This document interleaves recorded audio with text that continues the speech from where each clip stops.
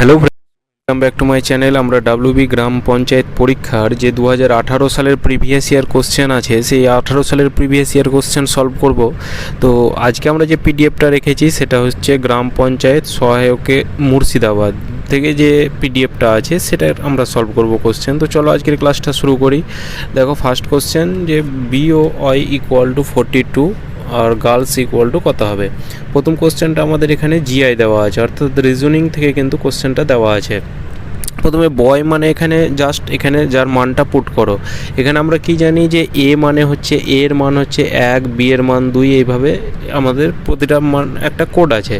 তো এখানে জাস্ট এখানে মানটা পুট করো যে কত বি মানে কত 2, ও মানে কত, ও মানে হচ্ছে 15, আর ওয়াই মানে হচ্ছে কত, ওয়াই মানে হচ্ছে 25, মানে ওয়াই এর মানটা এটাকে যোগ করলে দেখো 42 চলে আসছে। এখানে পরীক্ষা হলে এই ডাইরেক্ট মান পুট করেও দিতে পারে কিংবা এর বিপরীত। কীরকম বিপরীত? যেমন বি এর বিপরীত, অর্থাৎ এখানে কত হবে 2 এর বিপরীত হচ্ছে 25, 15-র বিপরীত কত 12, 25-এর বিপরীত কত, 25-এর বিপরীত হচ্ছে 2। এইভাবে কিন্তু আমাদের বিপরীত সংখ্যাগুলোও কিন্তু একবার করে টেস্ট করতে হবে, ঠিক আছে। তো এখানে আমাদের বিপরীতের কোনো কাজ নেই, এখানে ডাইরেক্ট মান পুট করে দিয়েছে। তাহলে এখানে প্রথমে দেখো একই রকমভাবে আমরা গার্লস যে আছে এই সংখ্যাগুলোর আমরা কিন্তু মানে যে লেটারগুলো আছে সেগুলোর কিন্তু আমরা মান বসাবো। যেমন জি এর মান হচ্ছে কত 7, আয়ের মান হচ্ছে 9, আর এর মান হচ্ছে 18, আর এল এর মান হচ্ছে 12। তাহলে এটাকে যোগ করো, তাহলে এদিকে হচ্ছে কত, এই 18 আর 12 যোগ করলে 30, আর এদিকে 9 39, আর 7 যোগ করলে কত হবে 46। তাহলে এখানে যে আমাদের অ্যান্সারটা হবে সেটা হবে কত 46, অপশান সি হয়ে যাবে কিন্তু কারেক্ট উত্তর। পরবর্তী কোশ্চেন যে the number of the girls in a class is 5 times the number of boy, মানে বয়ের থেকে 5 গুণ যে মহিলা কি বলছে এই যে ছেলেদের থেকে 5 গুণ। Which the following can not be মানে কোনটা হবে না উত্তর। যে অপশানগুলো আছে যে which the following can not be total number of children in the class, total number কিন্তু হবে না, ক্লাসের যে টোটাল নাম্বার সেটা হবে না। তাহলে এখানে গার্লস কত বলা আছে, বয়েজের 5 টাইমস।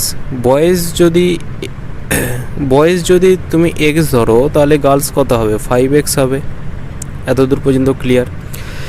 এবার টোটাল বয়েজ অ্যান্ড গার্লস মিলে কতজন হচ্ছে, তাহলে 5x আর x যোগ করলে কত হচ্ছে 6x। টোটাল বয়েজ এবং গার্লস মিলে হচ্ছে 6x।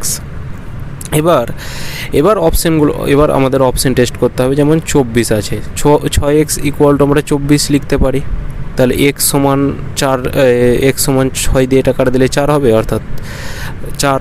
তো এটা আমাদের কিন্তু হতে পারে, যেটা কাটা যাবে অর্থাৎ এই যে 6x এর সাথে, এক কথায় যে 6x আমরা পেয়েছি টোটাল গার্লস আর বয়েজ মিলে যে আমরা 6x পেয়েছি সেটা যেন অপশানের সংখ্যার সাথে যেন ভাগ না যায়। যেমন 30, 6x কিন্তু ভাগ যাবে, তাহলে এটাও হতে পারে যে টোটাল নাম্বার। 42 দেখো 6x, অর্থাৎ মানে 6x ইকুয়াল টু 42, তাহলে x সমান 7 লিখতে পারি। তাহলে 42ও কিন্তু হতে পারে যে টোটাল নাম্বার, কিন্তু বলা আছে ক্যান নট বি, কোনটা হবে না। তাহলে এখানে 35 কিন্তু হবে না, কারণ 6x ইকুয়াল টু যদি তুমি 35 করো 6 দিয়ে কিন্তু ভাগ যাবে না। মেন কথায় কি যে 5x আর x অর্থাৎ 6 দ্বারা কিন্তু সংখ্যাগুলোকে ভাগ হতে হবে টোটাল নম্বর, ক্লাসের যে টোটাল নম্বর সেটা হতে গেলে। তাহলে যেটা হবে না সেটা হবে 35 হবে না। পরবর্তী কোশ্চেন যে find the volume of the cube 16 meter long, মানে দৈর্ঘ্য 16 মিটার দেওয়া আছে, কিউব অর্থাৎ ঘনক 14 মিটার ব্রড মানে হচ্ছে প্রস্থ, অ্যান্ড 7 মিটার হচ্ছে হাইট। তাহলে এখানে এই যে আয়তনের ফর্মুলা কি, যে দৈর্ঘ্য ইন্টু প্রস্থ ইন্টু হচ্ছে উচ্চতা, দৈর্ঘ্য প্রস্থ ইন্টু উচ্চতা। দৈর্ঘ্য কত আছে 16, এদিকে হচ্ছে 14 ইন্টু হচ্ছে 7, তাহলে 7 14 কত হয় 98। তাহলে 16-র সাথে যদি আমরা 98টাকে গুণ করি, এটাকে আমরা লিখতেই পারি যে 100 মাইনাস 2 98, মানে 7 14 কত, মানে একটু আমাদের ক্যালকুলেশনের ট্রিক্সগুলো একটু মনে রাখতে হবে, কারণ পরীক্ষা হলে ক্যালকুলেশন ট্রিক্স মনে রাখলে কিন্তু ক্যালকুলেশন সহজ হবে। তাহলে এখানে 7 14 16 ইন্টু 98, তাহলে 98টাকে আমি কি লিখলাম 100 মাইনাস 2 লিখলাম। তাহলে এবার শর্টকাট করে দাও, তাহলে 16-র সাথে 100 গুণ করলে কত হবে 1600 মাইনাস 16 সাথে 2 গুণ করলে 32। তাহলে এবার 1600 থেকে 32 মাইনাস করো, তাহলে 8 3 আর 1 4 6 1 5 1568। তাহলে 1568 হয়ে যাবে কিন্তু কারেক্ট উত্তর। নাম্বার ম্যাথামেটিক্স, অর্থাৎ ম্যাথামেটিক্সের সাথে নাম্বার যেরকম সম্পর্ক, নোটসের সাথে কিসের সম্পর্ক, এখানে কারেন্সি হয়ে যাবে কারেক্ট উত্তর, যে নোটের সাথে কিন্তু কারেন্সির কিন্তু সম্পর্ক। ল্যাঙ্গুয়েজ, নোটের সাথে ল্যাঙ্গুয়েজের কোনো সম্পর্ক নাই। ইঞ্জিনিয়ার, ডক্টর, এগুলোর তো কোনো সম্পর্কই নাই। পরবর্তী question, in an election a candidate who gets 84% of the votes is the elected by majority of 476। What is the total number of vote poll, কতটা ভোট দিয়েছিল, মানে কি the election a candidate who gets, যে প্রার্থী একজন জিতেছে কত 84% vote পেয়েছে, এবং সে টোটাল ভোটের 4776 ভোটে কিন্তু তাকে মানে পরাজিত করেছে। এক কথায় কি, যে উইনার সে কতটা পেয়েছে ভোট, 84%। যে লুজার সে কতটা ভোট পেয়েছে, সে নিশ্চয়ই 16% পেয়েছে। টোটাল ভোটার যদি আমরা 100 ধরি, তাহলে এখানে যে জিতেছে, এখানে বলা আছে যে 84% জিতেছে এবং 476 ভোটে জিতেছে। তাহলে যে জিতেছে সে 84% পেয়েছে ভোট, যে হেরেছে সে 16% পেয়েছে। তাহলে কতটা ভোটে সে জিতেছে, এখানে বলতে পারো যে কতটা ভোটে সে জিতেছে, তাহলে এখানে ডিফারেন্সটা বের করলে কিন্তু অ্যান্সার চলে আসবে। তাহলে এদিকে ডিফারেন্স কত হচ্ছে, 8 6 14, 2 1 1 2, মানে 68। মানে যে উইনার সে 68 ভোটে জিতেছে, কিন্তু এখানে বলা আছে না 476 ভোটে জিতেছে, মেজরিটি অফ 476। তাহলে এইটার ভ্যালু হচ্ছে কত, 476। তাহলে 100 মান কত, তাহলে এটা দিয়ে 68 দিয়ে ভাগ করলে হবে 7। টোটাল ভোটার আমরা 100 ধরেছি, তাহলে 100 সমান কত, তাহলে 100 সমান হবে 700। ক্লিয়ার? তাহলে এখানে যে টোটাল ভোট পড়েছিল, মানে টোটাল নাম্বার অফ ভোট, সেটা হচ্ছে 700। A student has to obtain 33% of the total marks to pass. একজন স্টুডেন্ট, তাকে পাস হতে গেলে কত, টোটাল মার্কের 33% কিন্তু তাকে পেতে হবে। He got 125 marks and fail by 40 marks. সে 125 নম্বর পায়, কিন্তু সে 40 নম্বরের জন্য ফেল করে, ফেল বাই 40 মার্কস, অর্থাৎ 40 নম্বরের জন্য ফেল করে। দ্য ম্যাক্সিমাম মার্কস আর, মানে সর্বাধিক নাম্বার কত, তাহলে তাকে পাস করতে গেলে কত, তাকে পাস করতে গেলে পার্সেন্টেজের হিসেবে 33% তাকে কিন্তু পেতে হবে।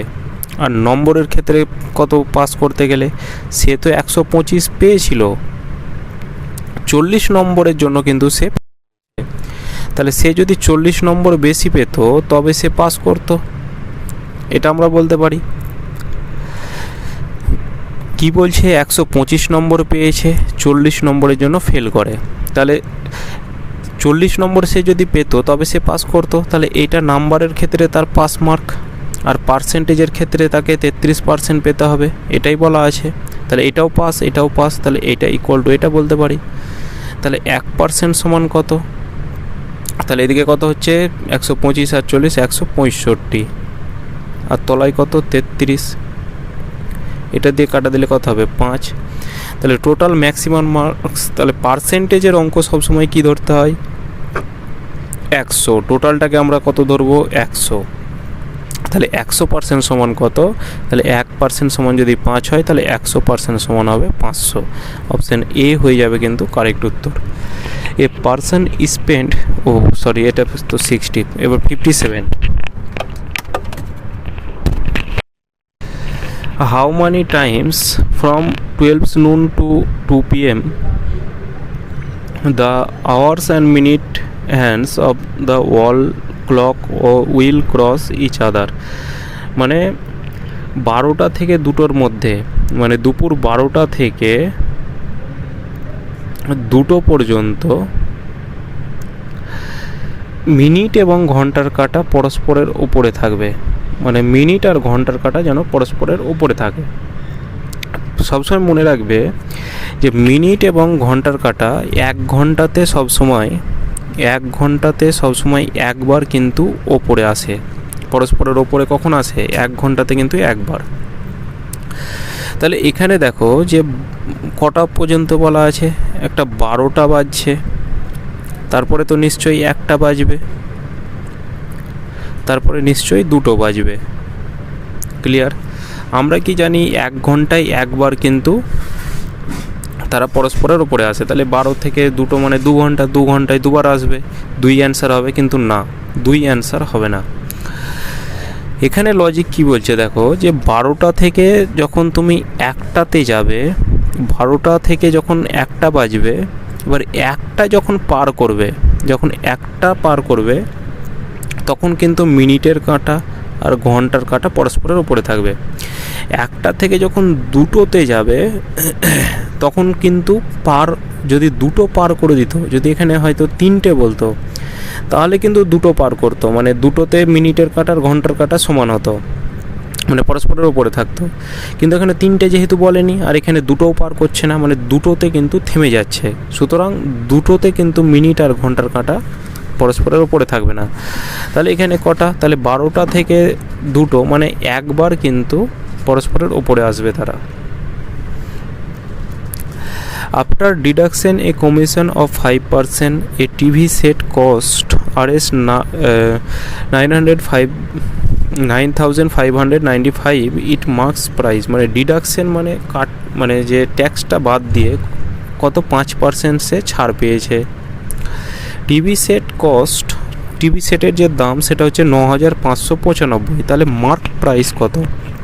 সে ছাড় পেয়েছে কত? কমিশন মানেই তো ছাড়, তাহলে 5% মানে কত? 5% মানে আমরা জানি 1/20, আর ছাড় বা ডিসকাউন্ট বা কমিশন একই কথা। ডিসকাউন্ট বলা থাকলে কি নিচেরটা হয়ে যায় মার্কেট প্রাইস, যে মার্কেট প্রাইস যদি 20 টাকা হয় তাহলে এখানে বিক্রি করবে কত টাকায়? 20 টাকায় 1 টাকা কমিশন দিচ্ছে, মানে 19 টাকায় নিশ্চয়ই বিক্রি করেছে। কিন্তু এখানে বলা আছে যে 9,595 টাকায় বিক্রি করেছে, তাহলে এটার ভ্যালু হচ্ছে 95, তাহলে একের ভ্যালু কত? 5×9 = 95, মানে 505। তাহলে 505 যদি হয় তাহলে মার্কেট প্রাইস এখানে আমাদের কত?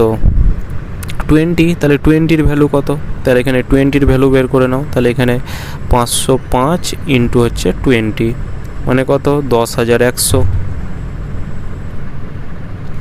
অপশন সি হয়ে যাবে কারেক্ট উত্তর। এবার sales 40% of his total apples and still has 420 apples. Originally he had how many apples? A fruit seller, একজন ফল বিক্রেতা, সেল 40%, মানে 40% ফল বিক্রি করলো, টোটাল অ্যাপেলের 40% ফল বিক্রি করলো, অ্যান্ড স্টিল 420 অ্যাপেলস, এবং 420টি অ্যাপেল কিন্তু তার কাছে স্টিল হয়ে আছে, অর্থাৎ বেঁচে আছে।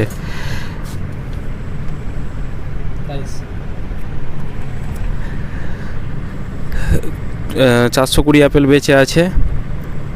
তাহলে এখানে আমরা বলতে পারি যে সে বিক্রি করেছে 40%, টোটাল যদি 100% তার কাছে থাকে অ্যাপেল, ধরে নিলাম কি পার্সেন্টেজের অঙ্ক সবসময় 100%, 40% সে বিক্রি করে দিয়েছে, তাহলে বাকি আছে তার কাছে কত পার্সেন্ট? তোমরা বলবে 60% বাকি আছে। কিন্তু এখানে সংখ্যার ক্ষেত্রে কত? পার্সেন্টেজের ক্ষেত্রে তো 60%, কিন্তু সংখ্যার ক্ষেত্রে কত? 420। তাহলে এই 60% বলতেই আমরা 420কে বলতে পারি। তাহলে 1 সমান কত? 6 7 42, আর এখানে টোটাল অ্যাপেল 100% ধরেছি, তাহলে 100% সমান কত? তাহলে 100% সমান হচ্ছে 700। তাহলে অপশান ডি হয়ে যাবে কারেক্ট উত্তর, যে originally he had how money Apple, তার কাছে টোটাল 700টা কিন্তু আপেল ছিল। Next question, a person spend 2/3 years of his income, মানে তার 2/3 অংশ ইনকামের কিন্তু 2/3 অংশ সে স্পেন্ড করছে, এক্সপেন্ডিচার করছে, অর্থাৎ খরচ করছে। Is able to save Rs বারোশো পার মান্থ, অর্থাৎ এখানে কি সে সেভ করছে 1200 টাকা, 1200 ইজ পার মান্থ এক্সপেন্ডিচার আর স্পেন্ড কিন্তু সেম।